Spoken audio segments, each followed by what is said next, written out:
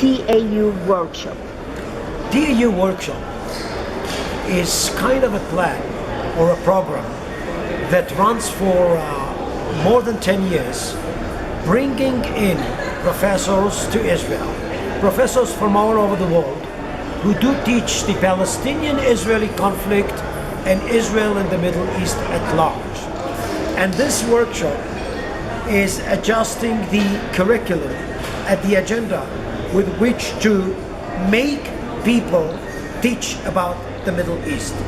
The notion is, come to Israel, experience the spirit of Israel, not only academically, make sure that you have kind of a touch with the many groups in Israel, because Israel is not a monolith, and get much more or be much more well experienced with the Israeli experience. Then it would enable you to come up with a more balanced approach as what we gonna call the Palestinian-Israeli conflict or the Middle East. The notion is that what you can experience from there is not what you can experience from here. So this is a workshop of two weeks of actually take people into the different aspects of Israeli reality. Golan Heights in the south, in Sderot, in Gaza, in Tel Aviv, in Jerusalem. People are getting much or becoming much more experienced with how complicated Israel is, and this by itself is kind of a message to say Israel is not a monolith and things are much more complicated than are being seen from far away. And what is the Middle East book review?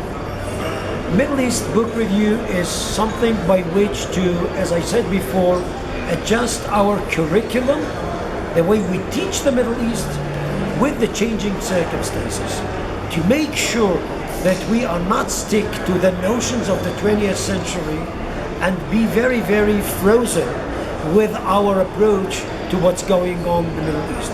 Since the Middle East is being changed so dramatically, we have to make people be aware of the change and adjust their set of tools, insights, agenda to what's going on. I know you were a feature during the Operation Protective Edge in Israel and different medias. Now this operation has been criticized around the world. What do you think about it? Well, it is basically kind of a microcosm of problems of Israel, and I would say the world at large. It happened 2 years ago, more or less.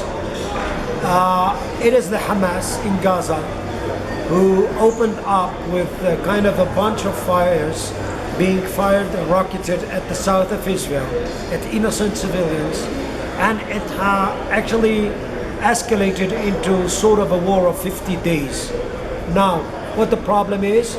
The problem is a conventional army, Israel, has to fight with militias, with not with kind of a mini-state, and sort of an asymmetric war that was there. The problem is that Hamas actually sacrificed the people, the population of Gaza for that war. His leaders were to hide in bunkers, and in the end of the way, there was a lot of atrocities to both Gaza and Israel, and this is something that we have every other year or every 3 years, a round of sort of a battlefield with the Hamas Gaza. And again, it is not because Hamas could threat the very existence of Israel. This is a guerrilla warfare. You can take ISIS, for example, with the world at large. It is not that ISIS can defeat the world. ISIS has no airplanes, has no tanks, but it is kind of a war which takes into account the weakness of the West, the political correctness, attacking people via the, let us say, international public opinion. And once you have that, everybody was justifying Israel at the beginning. Once Israel was to retaliate, and where civilians were actually damaged, the whole world changed his political and his reference as to regard to Israel. We know that this is an asymmetric war, and this is the problem a conventional army always have when it fights actually guerrilla warfares who are sacrificing people for achieving kind of a credit from the international media. I dare say though that soon after the protective edge operation, the world began actually dealing with something else which is much worse than Hamas, which is ISIS, and those atrocities in Brussels, Paris, Orlando, you name it, because it has to do with inter-civilizational kind of war, much beyond the Palestinian-Israeli conflict. And I should say that one of the lessons that were learned all over the world now, that Palestine and Israel, this is not the ANZ in the Middle East. It is much worse than that. It's Syria, it's Iraq, 500,000 being slaughtered in Syria and Iraq, 15 million refugees and displaced persons or people. And we see actually the discourse in Europe. Many are blaming their leaders for opening up the gates for immigrants, and this is a war of cultures, which is so different from what we had in the 20th century. I feel that the Israeli media, or if I can see the government of Israel, takes too long to respond for the lies of the international media. What do you think? I agree with you, and this is something that we have to improve. Israel is a very, I would say, advanced state when it comes to, let us say, startup nation, when it comes to military technology, but we are not that advanced in our, let us say, way to explain ourselves to the world. And this is why I think that what Israel has to be equipped with is kind of a bunch of sophisticated diplomats who are fluent speakers in English, Arabic, and other, let us say, languages being spoken into the region. Make sure that we can come up with a counter-narrative, counter-discourse, and don't forget, we have to be equipped with cyber war units, because the war is being handled in the internet, in the virtual media. I think that we are in Israel definitely understand that, and I think that things are in the making. I'm pretty sure that in 5-10 years you would see Israel fighting back, politically speaking, diplomatically speaking, cyberly speaking, in a much better way, because this is the bon ton of the 21st century. You are so right in your remark. How do you see the future of the Arabic Spring, and how does it affect Israel? Well, 5 years after, or 6 years after, almost 5 years after, we have a mess in the Middle East. The Arab Spring brought in a lot of hopes for democracy and a better future for the Middle East. But in the process, states were crushed. Radical Islamism was brought in by ISIS and others. And we have in the short run, insolvable situation. Nobody knows how to solve all the problems in Syria and Iraq. Now the world is treating the Middle East differently. We have kind of a different, let us say, formula when it comes to geopolitical chessboard. And this is why I say that, everybody for itself is the situation. No blocks, no man camps. In this situation, Israel has to be very, very shrewd and very, very prudent. The war is not a war Israel has a hand in. We have no interest in that war. It has nothing to do with Israel. So as long as we know where the red line is, as long as we know to build up tactical alliances, as we have with Saudi Arabia, as we have with Egypt, as we have with Jordan, with the Arab Gulf states, with Morocco, not because Israel became their cup of tea, but because Israel became their enemy's enemy. Saudi Arabia versus Iran, you have common denominator with Israel. Egypt versus Muslim Brothers and ISIS, you have common denominator with Israel. The same goes for Jordan. So it is fascinating to see how Israel is becoming very courted by Arab parties because they are practicing the art of my enemy's enemy can be my friend. This is tactical alliances. This is not peace or intimate peace, but this is the world we live in. However, if Muslims by themselves would cope with the viciousness of ISIS, would come up with counter argument, would fight for their destiny, not wait for somebody come up from the out, bringing in kind of a winning formula. If Muslims are going to do that, in the medium or the long run, we're going to have a better future. Again, as you see, we deal with our next generations. So this fight has to be bolstered and assisted by education and revolution also in the Muslim world. Clerics, politicians, public leaders, educators should come up together with a counter discourse to ISIS and fighting ISIS. Be very courageous. Don't be afraid. This is the fight, and only from Islam this should be actually come up. If not, I dare say that we're gonna have a very pessimistic prospect. Why? Because Muslims, afraid of ISIS, are going to be taken as kind of a silent, let us say public, who accepts ISIS. And this would create Islamophobia all over the world, and this would make us, the world community, getting closer to inter-civilizational war, which is something which is very, very difficult. We are in a war. It's a different war. We have to be aware of it. What do you think that will happen, especially to Israel, if Trump becomes President of the United States? Well, with all respect, I don't think that this is so, let us say, imperative for the future of Israel.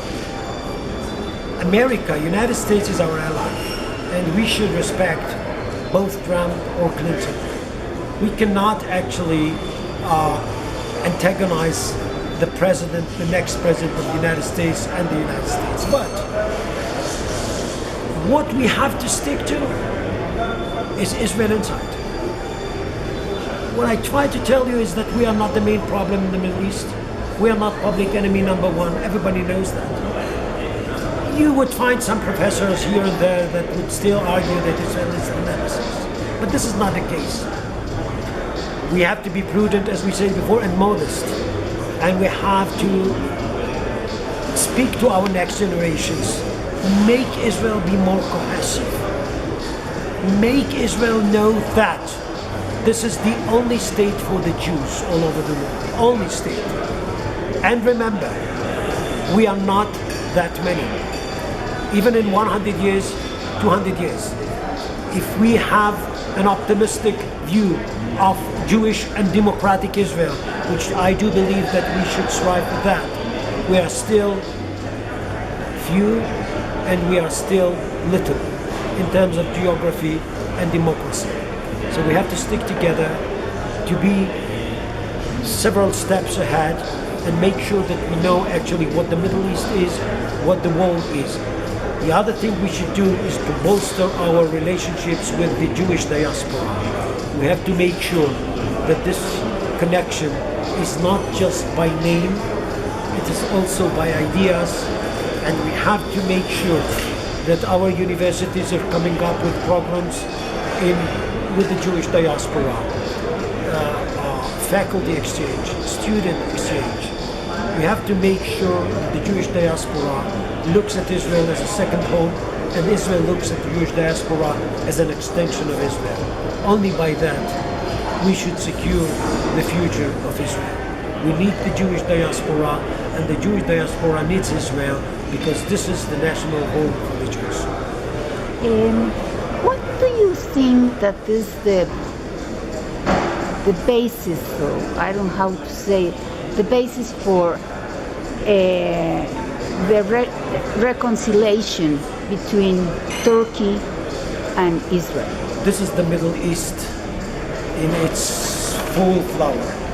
Erdogan was an anti-Semitic leader. He attacked Israel time and again. This morning, Turkey attacked Israel on its deeds in Gaza. So we're going to have economic cooperation, as was the case before, maybe security cooperation.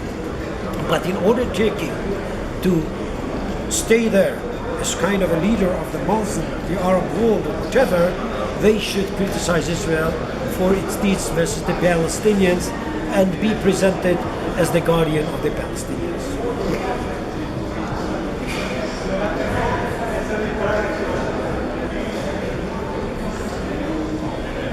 How come that Saudi Arabia now becomes a friend of Israel? Not friends. Not friends, but an ally, you can say, or Ad hoc. Okay. Alliance. Yes. Because we have the same nemesis, and it is called Iran. And since both Saudi Arabia and Israel are really anxious about the prospect of a nuclear Iran, and because both Israel and Saudi Arabia don't buy the merchandise which is being sold by the United States, that by this deal Iran won't go nuclear, but the opposite is true. It became very natural for both of them to cooperate because ISIS and Iran are both enemies of Saudi Arabia and Israel. So we have a common denominator. The more wider the common denominator is, the more chances you're going to get that kind of an alliance.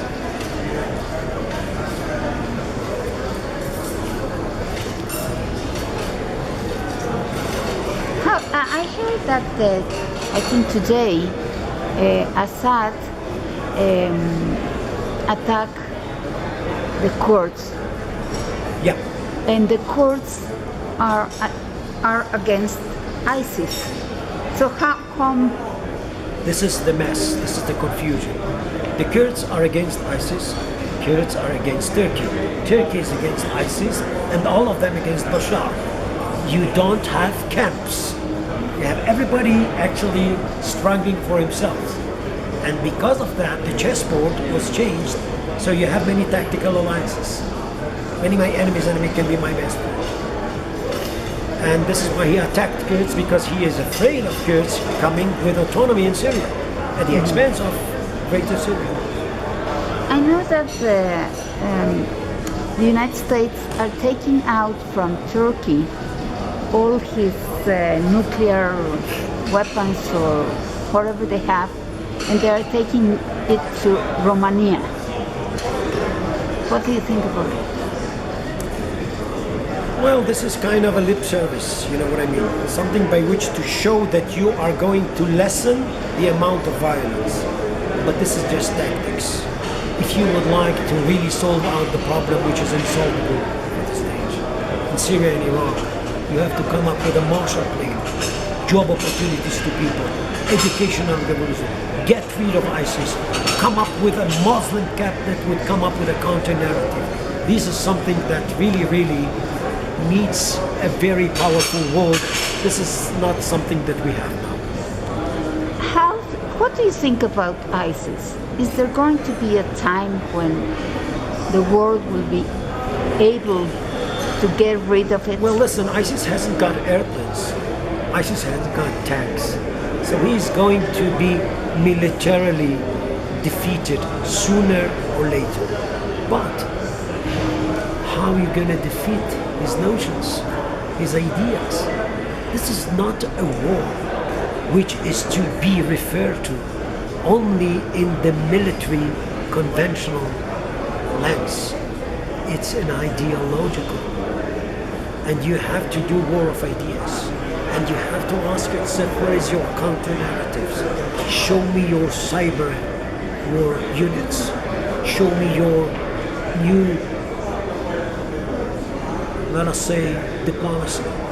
Show me that you know that the battlefield is much more diversified than the one we had in the 20th century. So yes, you're going to get rid of ISIS militarily speaking sooner or later, maybe.